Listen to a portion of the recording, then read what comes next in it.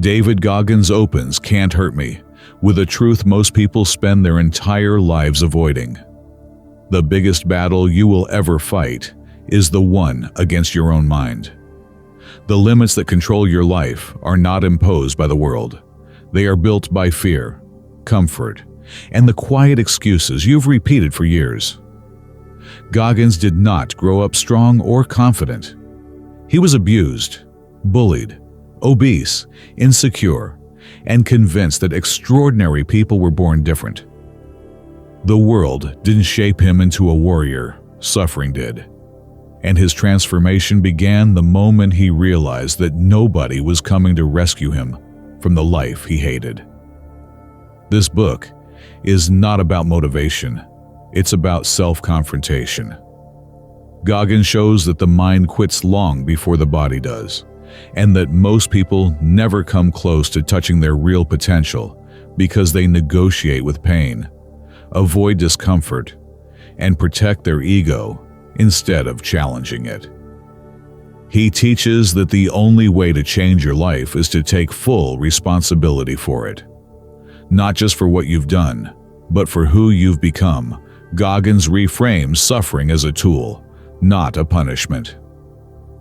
He believes that pain, adversity, and discipline are the raw materials that build an unbreakable mind. Every time you push past fear, every time you do something hard, every time you choose discomfort over convenience, you train yourself for a bigger life.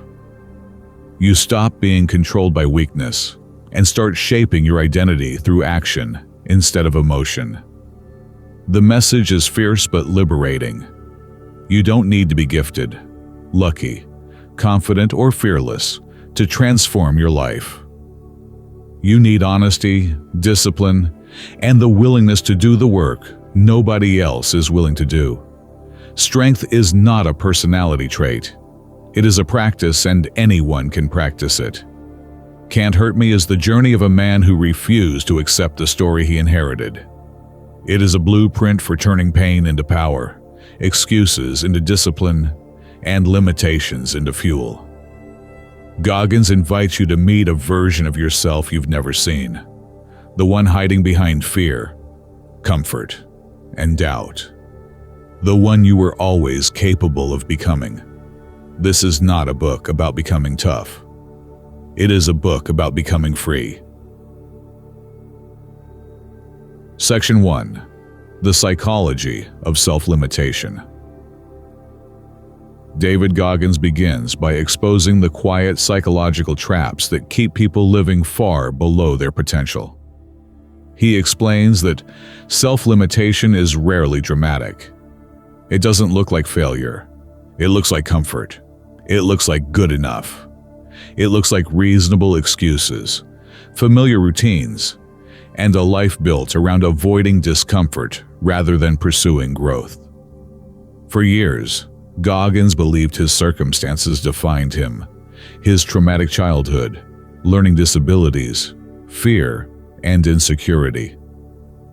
He didn't see that each hardship also came with a doorway, the chance to build resilience, discipline, and inner power.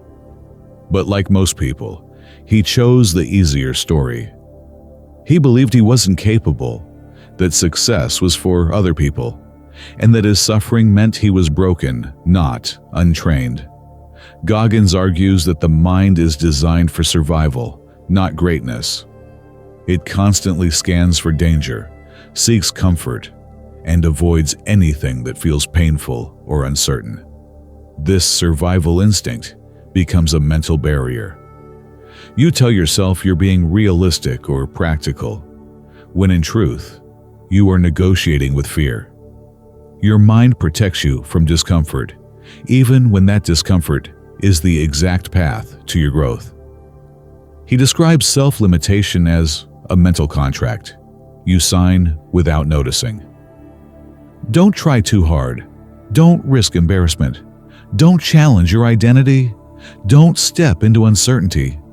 These contracts feel safe, but they suffocate potential. Goggins insists that the first step to transformation is recognizing the difference between real danger and mental resistance. Most obstacles are psychological, not physical. You're capable of far more than the mind wants you to believe, but the mind hides that truth behind a wall of excuses, fatigue, self-doubt, and emotional noise. He writes that the greatest tragedy isn't failure. It's living your entire life without discovering what you're capable of. Self-limitation keeps you small, predictable, and numb. It convinces you to accept an identity built from fear rather than possibility. The message of this section is blunt but freeing. Your mind created your limits. Your mind can destroy them. Growth begins when you stop believing the stories that keep you safe and start confronting the truth that keeps you stuck. Self-limitation is not a permanent state. It's a habit. And like any habit, it can be broken. Section 2. Awareness, the accountability mirror. Goggins introduces one of the most defining practices of his transformation, the accountability mirror. Unlike motivational slogans or empty affirmations, the mirror forces you to confront yourself without filters. It's where denial dies and self-awareness begins. For most of his life, Goggins avoided the truth about who he had become. He hid behind excuses, distractions, and stories that made his limitations feel justified. But one night, facing his reflection at rock bottom, he realized that nothing would change until he stopped lying to himself. The mirror became a battlefield between the life he wanted and the person he had been. Goggins began writing notes and sticking them around the mirror, harsh, honest reminders of the work ahead. You're overweight. You're underperforming. You're full of excuses. You need to do better. It wasn't cruelty. It was clarity. Brutal honesty became a form of self-respect. Awareness, he explains, is the gateway to change. You cannot grow from a life you refuse to look at. Most people protect their ego by avoiding truth, but ego is exactly what keeps them stuck. When you choose comfort over honesty, you choose stagnation over evolution. The accountability mirror teaches you to see your patterns for what they are, not moral failures, but choices. Not destiny, but habits. Goggins insists that ownership is the ultimate form of power.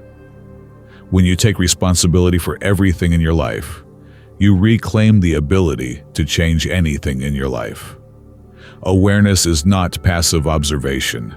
It is active confrontation. It is standing in front of your reflection and saying, "This is my reality, and it's on me to change it." In this section, Goggins dismantles the illusion that self-awareness is soft or reflective. Real awareness is sharp. It cuts through stories. It exposes patterns. It demands action.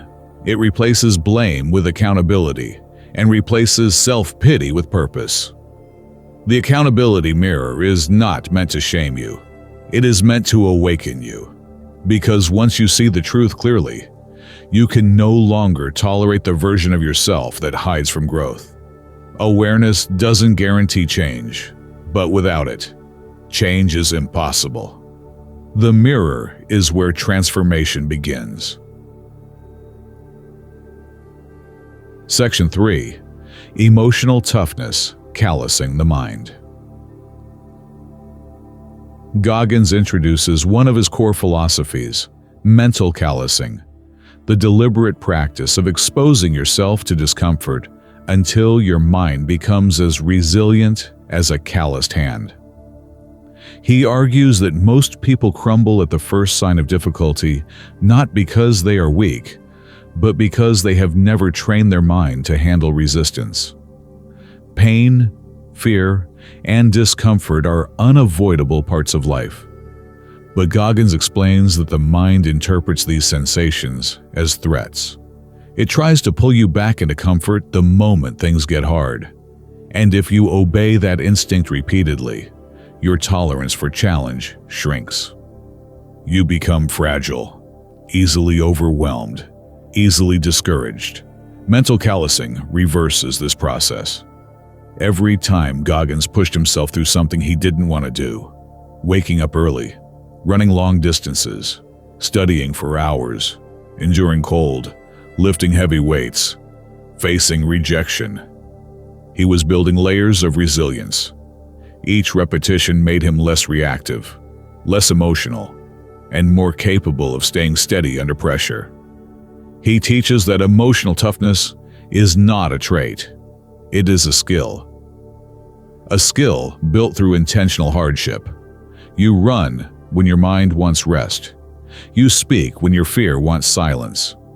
You work when your excuses want comfort. You train not for the moment, but for your mindset. Goggins believes that suffering is the most honest teacher. It reveals who you are when everything becomes difficult. It shows you the gap between your imagined limits and your true capacity. And if you lean into that suffering, instead of retreating, you become someone who doesn't break at the first sign of adversity. He stresses that mental callusing does not mean recklessness. It means repetition. Small doses of discomfort, consistently applied, transform your identity. Over time, what once felt unbearable becomes normal. What once triggered fear becomes manageable. You begin to see challenge not as punishment, but as training. Goggins' message is simple. If you shield yourself from discomfort, your mind remains soft. If you expose yourself to difficulty, your mind grows strong. Emotional toughness isn't about loving pain. It's about respecting the power of friction. Because friction creates growth. Resistance builds capacity, and suffering, when embraced consciously, becomes the gateway to an unshakable mind. Mental calluses don't make life easier. They make you stronger. Section 4. The 40% Rule: Unlocking Hidden Potential. One of the most powerful ideas in Can't Hurt Me is the 40% rule. Goggins explains that when your mind tells you you're done, when you feel exhausted, overwhelmed, or at your absolute limit, you're actually operating at only 40% of your true capacity. The remaining 60% is untouched potential, locked behind mental resistance. This rule shatters the illusion that effort equals exhaustion. In reality, exhaustion is often a negotiation, not a fact. The mind is programmed to protect you by shutting down early. It interprets discomfort as danger and urges you to stop long before your body actually needs to. This is why most people never discover what they're capable of. They mistake the mind's panic for a physical limit. But Goggins insists that the mind's warnings are not truth. They are thresholds. When you push past the first wall of resistance, something remarkable happens. Your body reveals new energy, new strength, new clarity. You learn that pain is not the end, but the beginning of a deeper layer of potential. The difference between who you are and who you could be lies in what you do after the mind says, stop. Goggins' life became a continuous experiment in crossing that threshold, running ultramarathons on broken legs, training for hours in brutal conditions, studying relentlessly despite learning difficulties, repeating painful tasks long after motivation disappeared. Not because he enjoyed suffering, but because he knew that suffering exposed hidden capability. The 40% rule is not about physical endurance. It is about identity. When you push past your mental limits, you redefine who you are.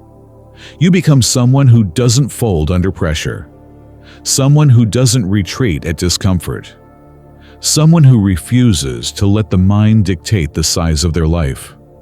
Goggins teaches that potential is not unlocked through comfort or confidence. It is unlocked through pressure. When you willingly enter discomfort, you discover the strength that fear has been hiding from you. The 40% rule is a reminder that your limitations are rarely real. They are boundaries drawn by an untrained mind. Cross them, and life becomes larger than anything you imagined. Because beyond that first wall of pain is the person you were meant to become. Section 5. Taking souls, turning adversity into fuel. In this section, Goggins introduces one of his most aggressive, yet psychologically profound concepts: taking souls. It is not about revenge or harming others. It is about transforming adversity into energy, using pressure as psychological dominance over your own limitations.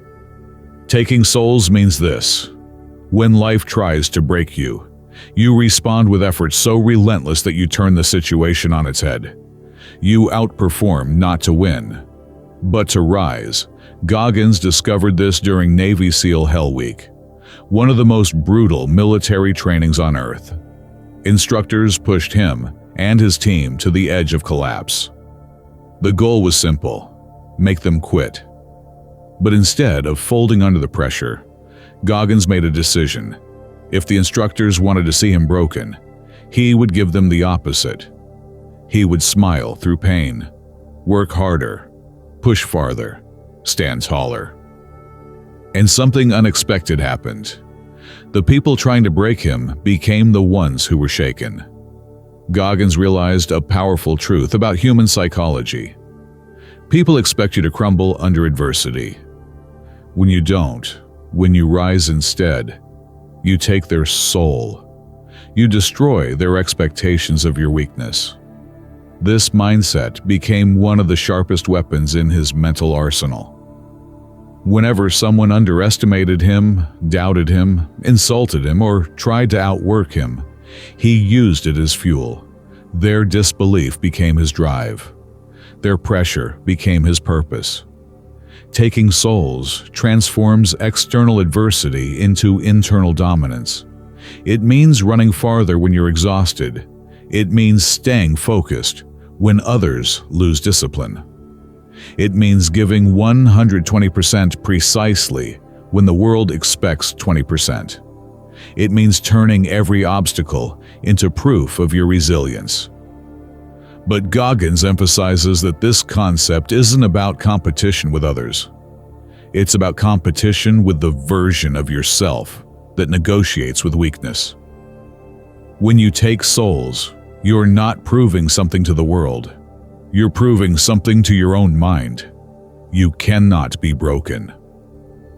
Taking souls is identity work. It is choosing to be the person who does not go away, who does not quit, who refuses to let circumstances dictate strength. Goggins writes that the most liberating moment in life is when you realize that pressure doesn't have to crush you. It can power you. When you respond to adversity with intensity instead of avoidance, you take control of the narrative. You turn pain into power and resistance into momentum. Taking souls is not about domination over others. It is domination over your limits. It is the art of rising when everything around you is designed to make you fall. Because when you refuse to break, you shatter every expectation, including your own. Section 6. Removing the governor. Breaking internal speed limits. Goggins explains that every human being has a governor, a mental mechanism that limits performance long before the body reaches its true capacity. Just like a car has a device that prevents it from reaching maximum speed, the mind has built-in brakes designed to keep you safe. But those brakes also keep you small. The governor is formed by fear, past trauma, self-doubt, social conditioning, and the identity you've built over time. It convinces you to ease up whenever you start reaching your edge. It whispers, "This is too much. You can't handle this. You should stop here. You're not that kind of person." Most people mistake the governor's voice for truth. They think it reflects their actual limits, when it's really just the mind trying to avoid discomfort, failure, or emotional risk. The tragedy is that they live entire lives obeying a speed limit that was never real. Goggins exposes the governor for what it is: a self-protection system that activates at the first sign of discomfort, long before you come close to your real threshold. It overreacts. It exaggerates danger. It treats effort as threat. It prioritizes ease over evolution. To reach your potential, you must rewire the governor, not by eliminating it, but by expanding what it allows. Goggins teaches that removing the governor is a gradual process built through intentional friction. You push 1 minute longer. You lift 1 more rep. You study 5 more pages. You sit with discomfort 5 seconds longer. You stay committed when your mind begs for relief. Each small push expands your perceived limits. Each deliberate repetition teaches your mind that discomfort is not danger. Each act of discipline stretches the borders of your identity. Over time, the governor loses its authority. The thresholds that once triggered panic, fatigue, pressure, fear, uncertainty become familiar territory.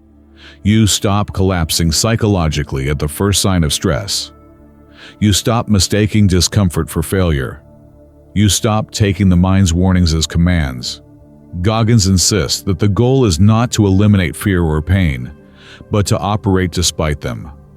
When you take conscious control of your effort, the governor loses control over your life. The deeper lesson is this: your limits are not physical, they are psychological. And once you understand that the mind's speed limits are negotiable, life becomes wider, fuller, and far more powerful.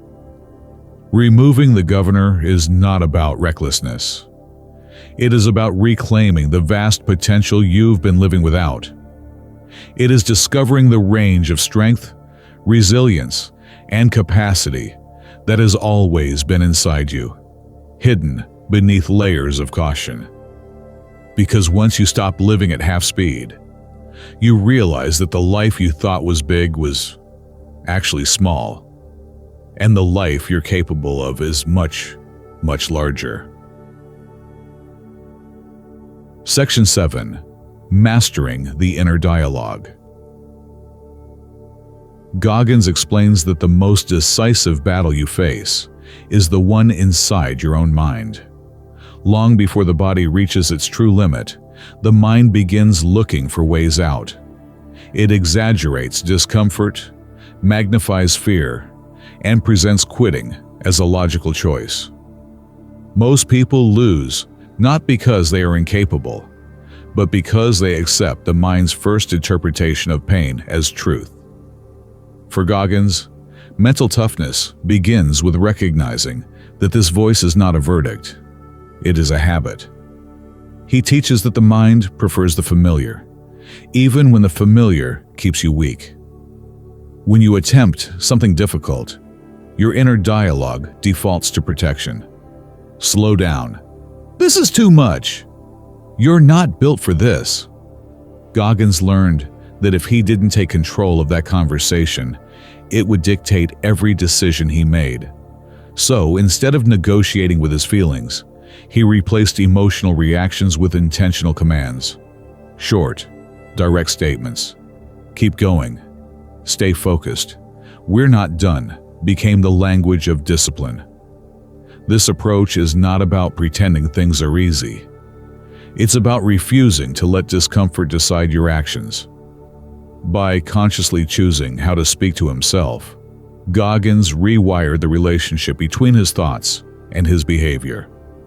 The mind became something he directed, not something he obeyed. With time, this consistent self-leadership reshaped his identity.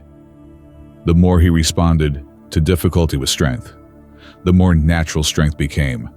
Goggins believes that mastering your inner dialogue is the foundation of an unbreakable mindset. When you control the voice inside you, external challenges lose their power. You stop interpreting discomfort as danger and start seeing it as growth.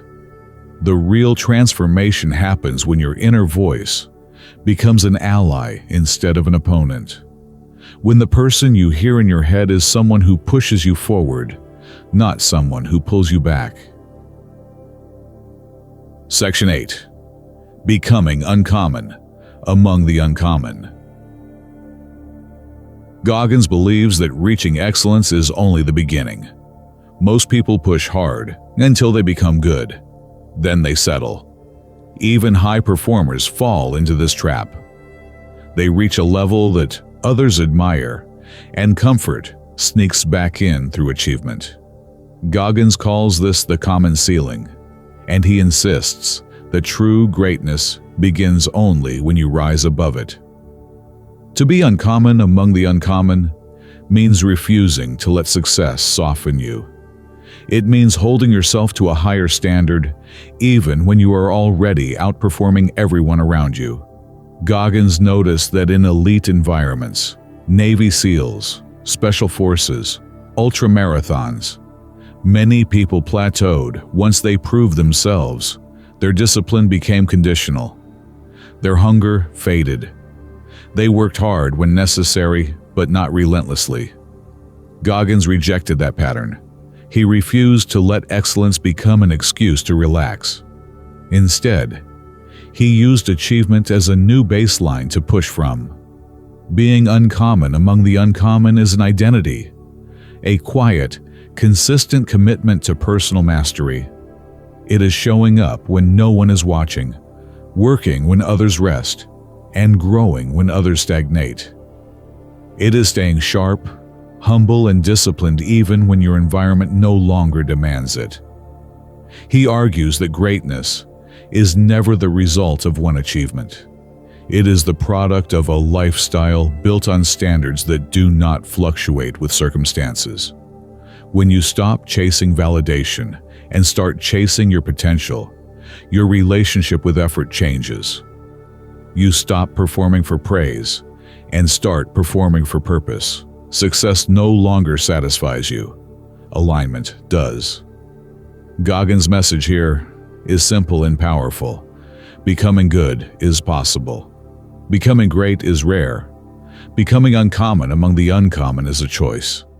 It is a decision to rise beyond comparison, beyond ego, and beyond comfort, not once, but continuously. Because greatness isn't achieved in a moment.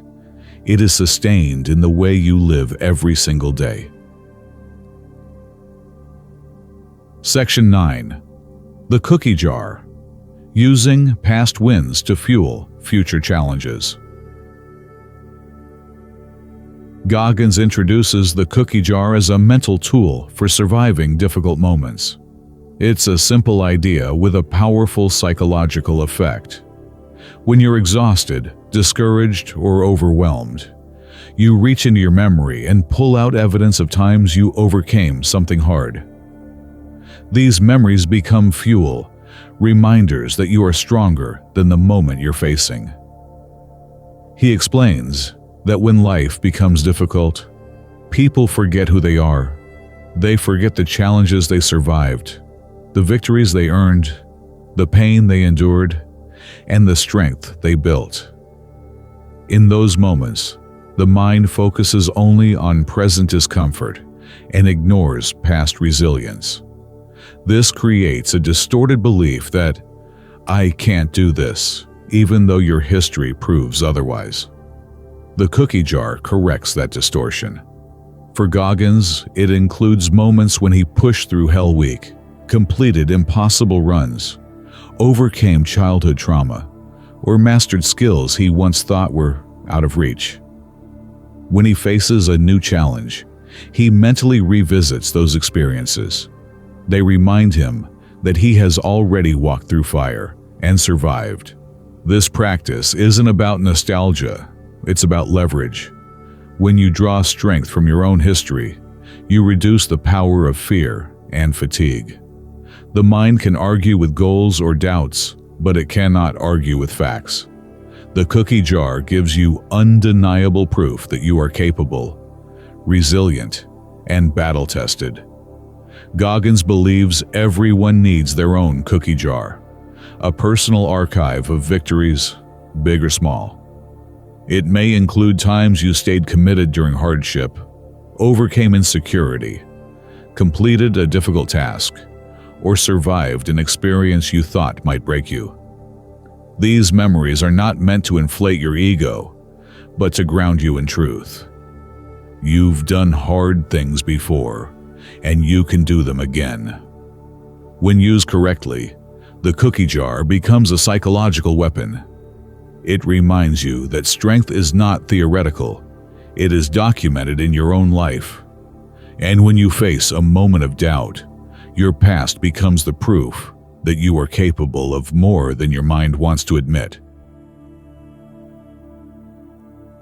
Section 10.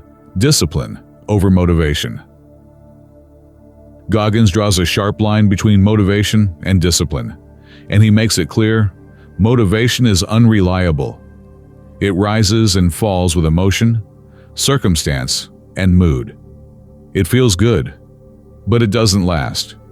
If you build your life around motivation, you will only work hard on the days that feel easy, and that guarantees inconsistency, stagnation, and failure. Discipline, he argues, is the opposite.